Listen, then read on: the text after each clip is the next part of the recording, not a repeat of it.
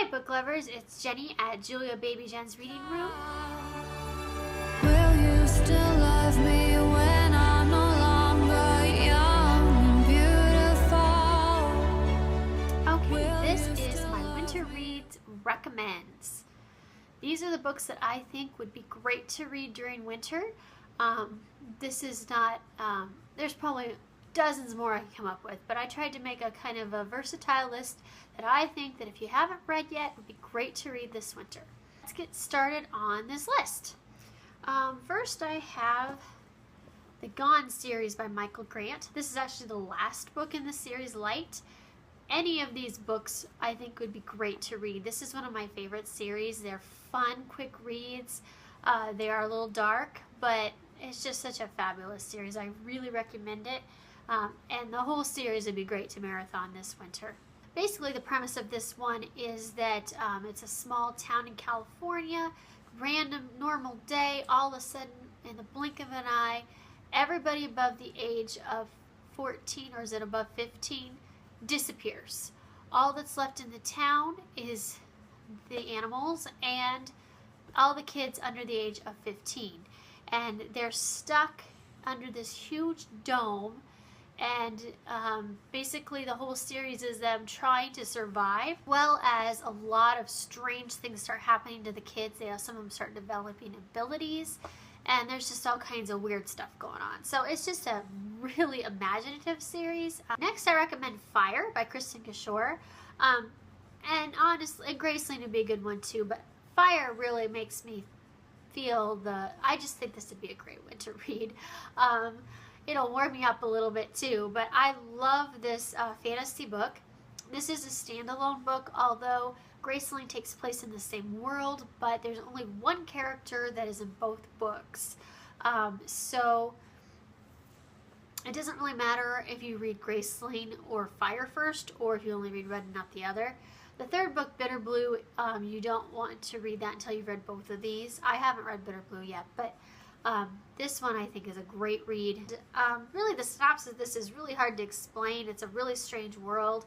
Basically, in the world, there's two different kinds of creatures. There's your normal creatures that like we have now, and creatures who are brightly colored, and those creatures are very strong and usually very evil, and they're like predators, I guess. So for example, cats, there would be your normal cats, and then there's cats, and maybe there's a cat that's bright blue colored, and that cat would be trying to kill you or kill other things and is very evil. In this world, Fire, the main character, she is one of these evil characters.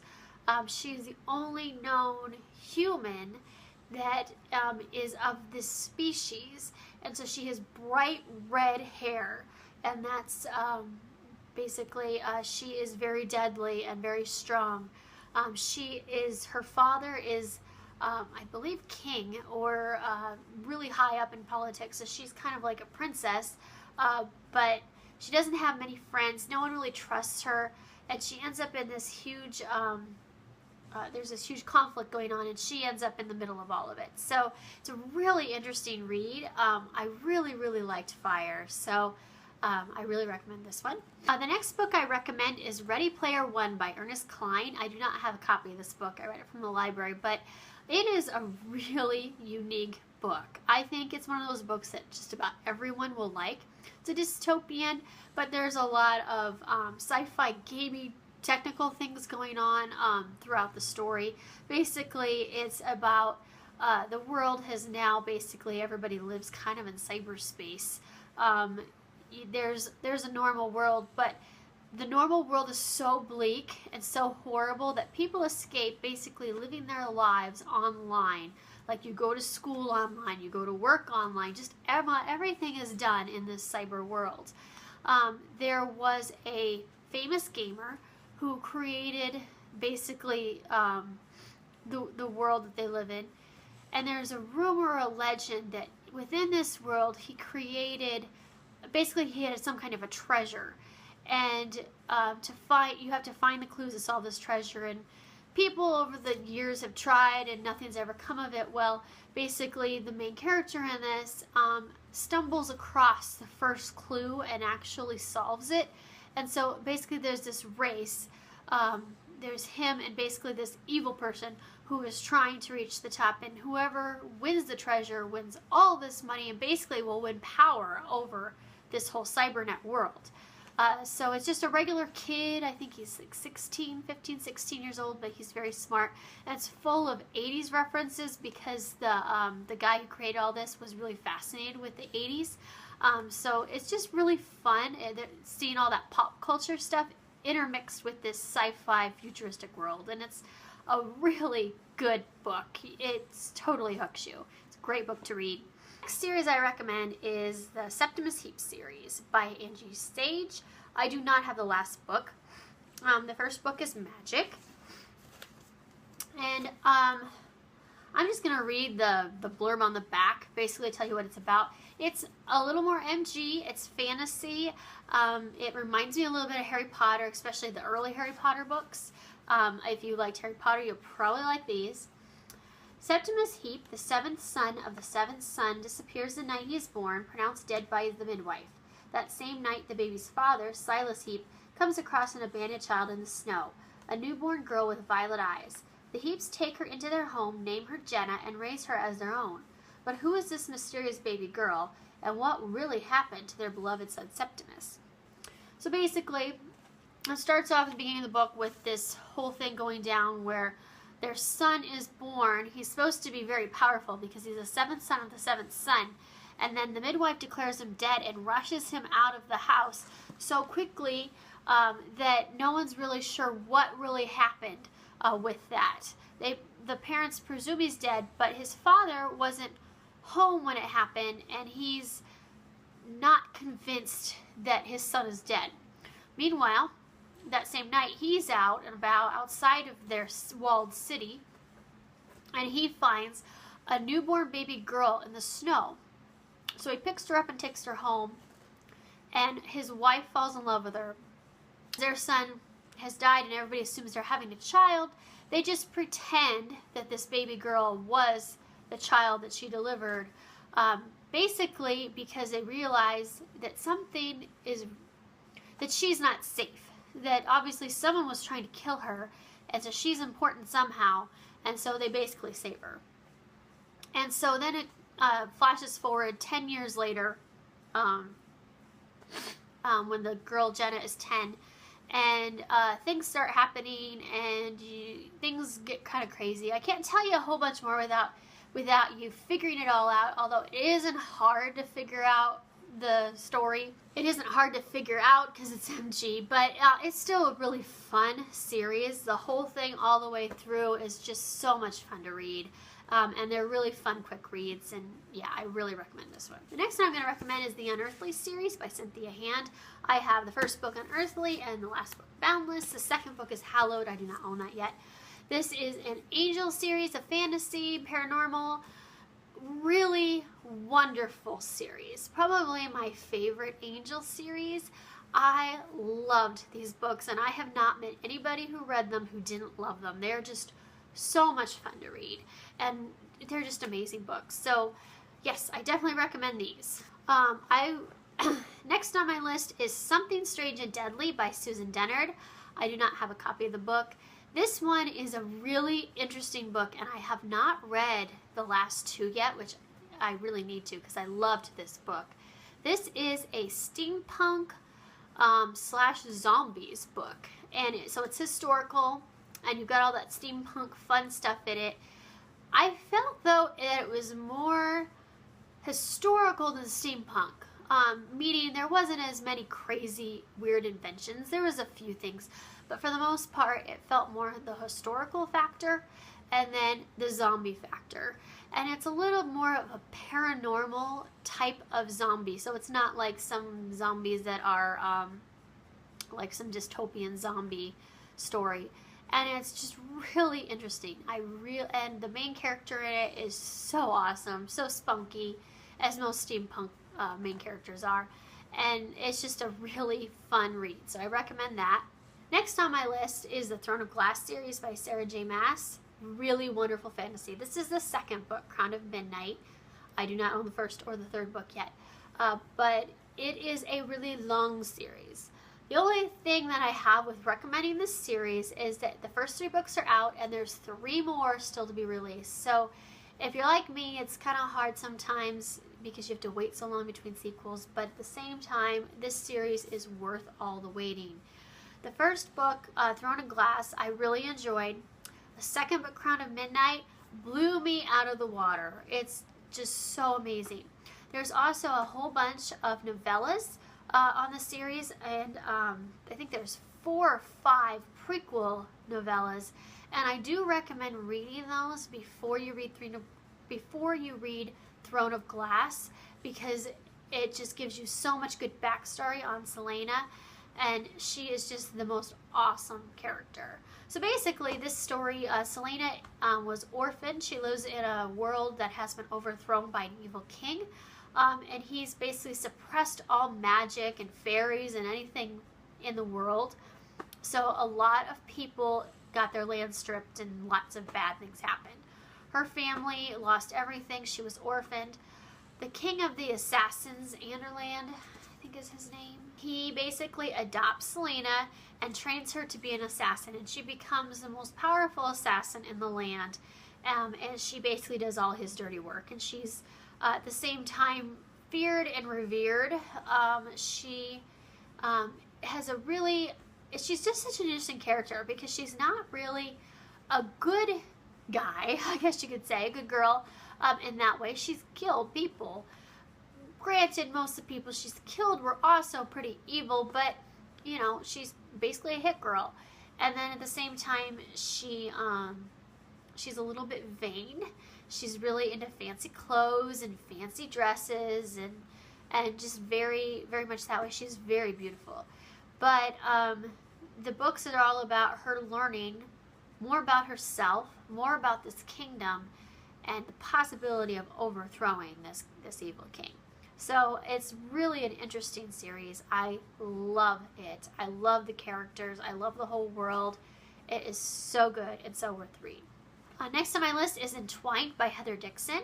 This is a fairy tale retelling of the 12 Dancing Princesses, and it's my favorite fairy tale retelling I've ever read, including the Cinder books. I loved this book. I need to get a copy of it. It is just a most beautiful book. It's a standalone book. Heather wrote it as a self-published author, and eventually it got published because it's just that good.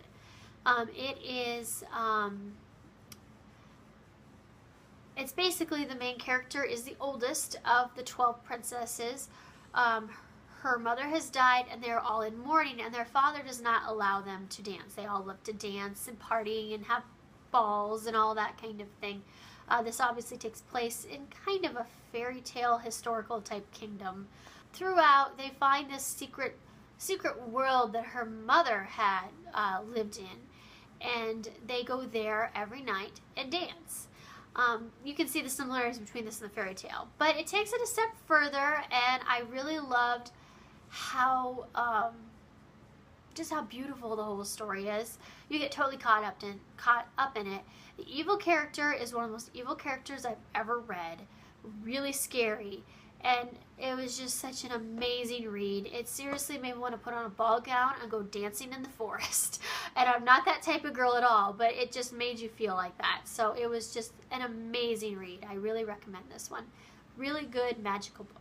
The next books I'm going to recommend are his Fair Assassin series, Grave Mercy and Dark Triumph.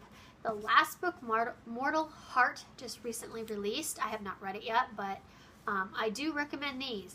Grave Mercy is a really long, big book. Dark Triumph was a little more normal. This is basically a historical fiction series with a little bit of fantasy vibe to it. They're basically the daughters of death itself, and they have been trained by a convent to carry out work for the good of the kingdom. And so this is actually takes place in Brittany, right next to France, so in like the 1300s, I believe. So it's a real world, but there's a historical fantasy or a fantasy element thrown into it all. This is the story of Ismay, and then this is a story of one of her sisters in the convent, Sibella. This is full of action and adventure, evil bad guys, lots of fighting. They're very well trained, so this is just a really fun series. The next one I recommend is The Impossible Knife of Memory, Laurie Halse Anderson. This is a contemporary story about a teenage girl and her father who is suffering from post-traumatic stress disorder. He was in the Iraqi War, I believe, and it's just the two of them, and it's all about her story and trying to come to terms with the two of them. He's basically either a loving, wonderful, devoted father half the time, and the other half the time he's that's usually when he's in his good moods, and when he's in his bad moods, he drinks himself into oblivion and is not really a nice guy. He's not really so much, I would say, evil father at those moments, but he's not himself. And so she's on eggshells all the time, trying to avoid him when he's in those moods, and then, you know, happy when he's not. So it's all about her trying to deal with her father. And it's a really well-written story. It is sad, but it is so good, and I really recommend it. The next one I'm going to recommend is The Heist Society by Ally Carter, and actually the sequels as well. The sequels are Criminal Minds and Perfect Scoundrels, I believe. This is a contemporary story about a family. The main character, Kat, and her family are thieves. That is the way they make their living, by stealing. Her best friend is Hale, who is actually a very fancy rich boy who caught her when she was trying to steal something in their house one time when they were younger. And he kept her secret, and they become best friends, and he helps her as much as he can. The book starts off with her, she has rejected her family's ways, created a false identity for herself, and is attending a normal boarding school when Hale busts her out because her father is in dire trouble. He has been accused of stealing paintings from basically a mob-type boss, and the mob-type boss wants his paintings back, or he is going to kill him. So she has to clear her father's name and recover these stolen paintings, and she has to do it by stealing. So it's really an interesting story. It's really light and funny, but there's lots of adventure, and I just love the main characters in this story. It's a really fun read, and the whole series is really fun to read. Next recommend is For Darkness Shows the Stars by Diana Peterfriend. I have not read the sequel yet, but this is a dystopian fantasy. Basically, it's about a society that is in the future but feels like it's gone back in time. They farm almost like plantation type farming. They don't have slaves, they're servants, but yet they're still kind of slaves in a way. It depends on the plantation owner, basically, like it did in the past. The main character, her father is pretty evil. She fell in love with a servant boy growing up. She and him were best friends, and they fell in love, and when he reached a certain age and his mother died, I believe it was, he decided to run away and look for something better, and he wanted her to come with, and she couldn't abandon the plantation because she has other friends that are servants and things, and she wants to protect them as much as she can. So she stayed, he left. This takes place a few years in the future. He has joined this group of people who are more progressive, but they basically build and operate things on plantations, and they have come back to help. Her father has hired them to build this new building, I believe it is. I can't remember all the details, but so he shows up back in the plantation with this group, and it's all about them reconciling, and then her trying to make better lives for the people that are under her father's care as much as she can, but she is limited in her capabilities, and trying to decide which side she falls on the equation. So it's really an interesting story, and then there's a whole bunch of fantasy elements to it. There are people who basically, they have certain powers and things, and that comes into play. So it's really interesting. It's very unique. I've never read anything like it, but it's a really fascinating book, and I recommend that. I don't think you can do a winter reading list without recommending this one. The Book Thief by Marcus Zuzak. If you haven't read this one, I don't know where you've been living, but this is a must read for every single person on the planet. I'm not kidding you. This is something that you have to read it. It's just required. And you will love it. It's amazing. It takes a little bit to get through, but by the end of it, you will just be floored. It's just so awesome. It's basically a historical fiction story about World War II. So Meminger is actually the book thief. She, over the course of her life, steals books for very noble reasons. And this is all about her story growing up in Germany during World War II and what happens to her friends and neighbors and everything around her. It is just an amazing story. And the coolest thing ever is the narrator of it, who tells you the story, is actually Death himself. So it's just a fascinating book. Next on my list, I do not own them, is also known as And Going Rogue by Robin Benway. These are another contemporary spy type of stories, and they're really fun. I love them. The main character, basically, her family works for a secret spy agency. She's trying to help her family in whatever way she can. She's basically a safe cracker. She can open any kind of safe for anything. They do their work. They are on the side of good in this series. They are helping basically a secret branch of, I think it's the FBI, apprehending bad guys, basically, or recovering stolen goods. So they are the good guys in this story, but it's just so fun, so adventurous. I loved these books. My next recommends are the Daughter of Smoke and Bone series. These are the second and third books in the series, Days of Blood and Starlight, and Dreams of Gods and Monsters. These are all really thick books, and if you want to read this whole series, it will take you a while, but they are wonderful fantasy reads.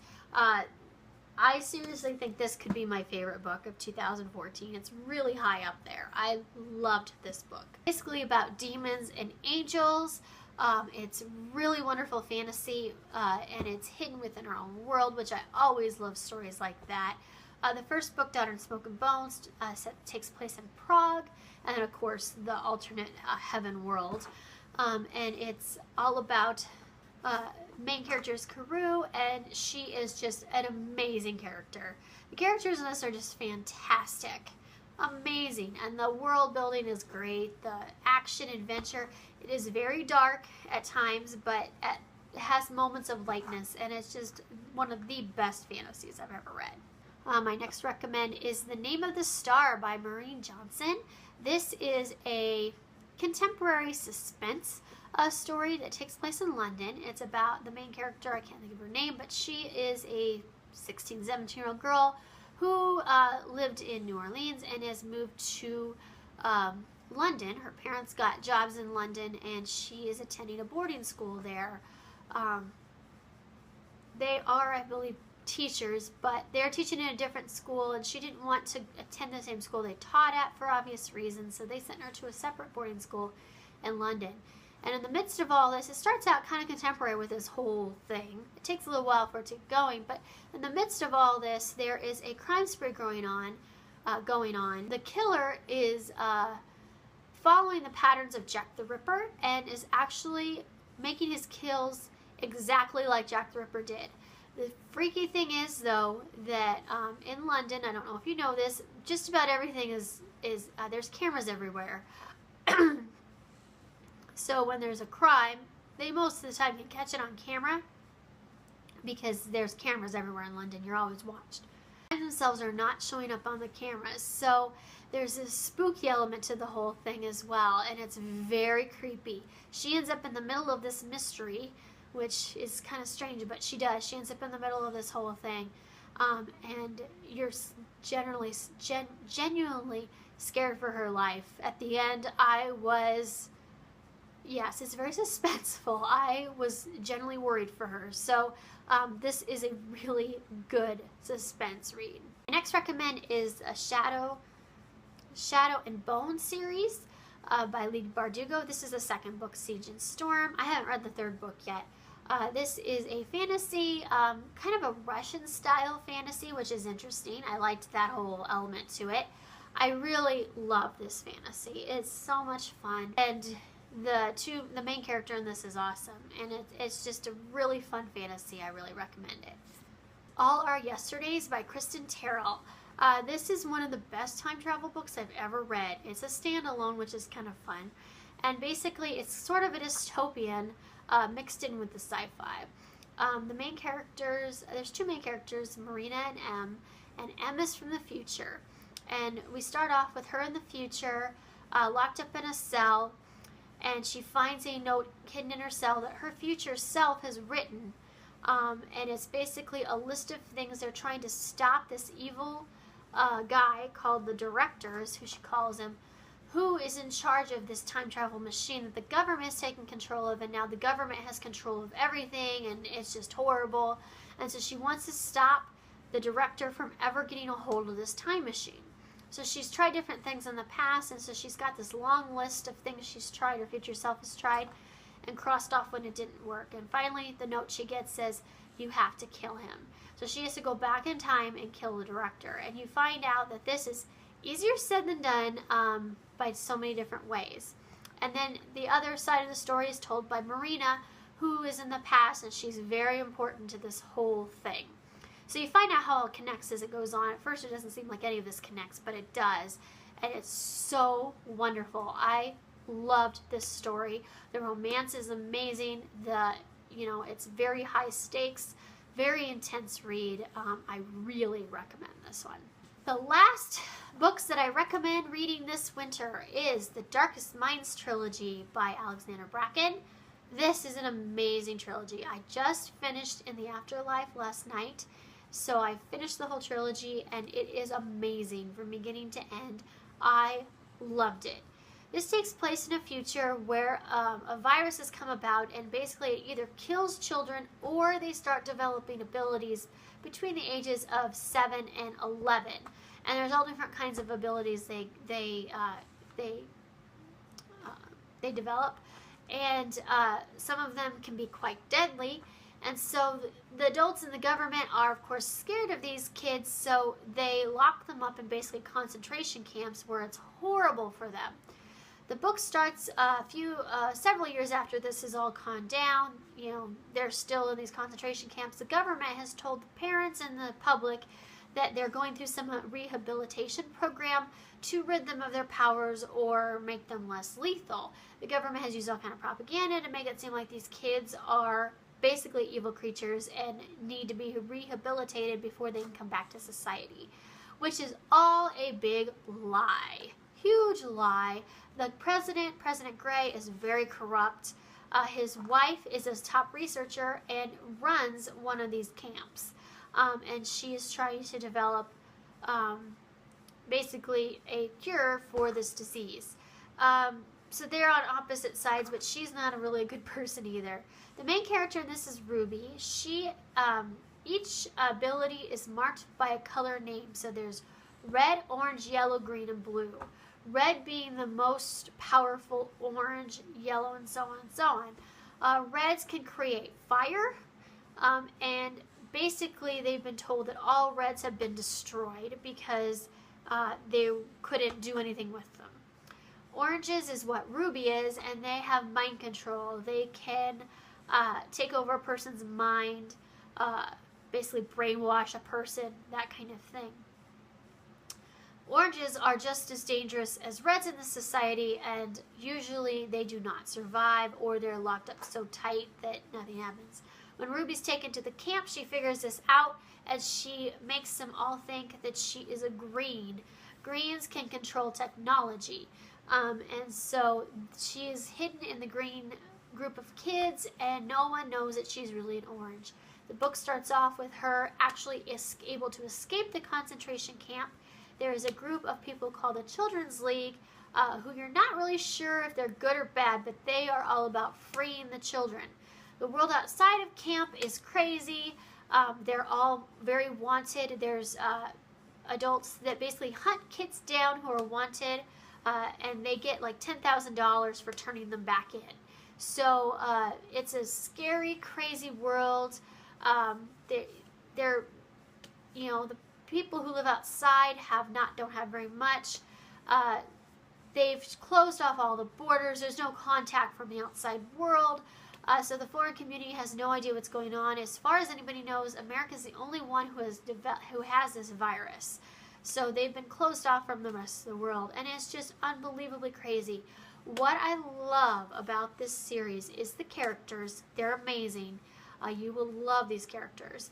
And two, how the book addresses things that really parallel our own society and things that could happen today. And I honestly think that if this kind of scenario happened, how people would react would be the same as how they react in this book. So it's kind of scary. And there's a lot of moral questions that are posed, and it makes you think a little bit about some things. So I really, really loved that about these series. All right, that is my winter reading recommends. That gives you plenty of choices of books to read this winter. Leave me any comments below if you've read any of these books or have any recommends for me. Everyone have a good day. I will talk to you later. Bye.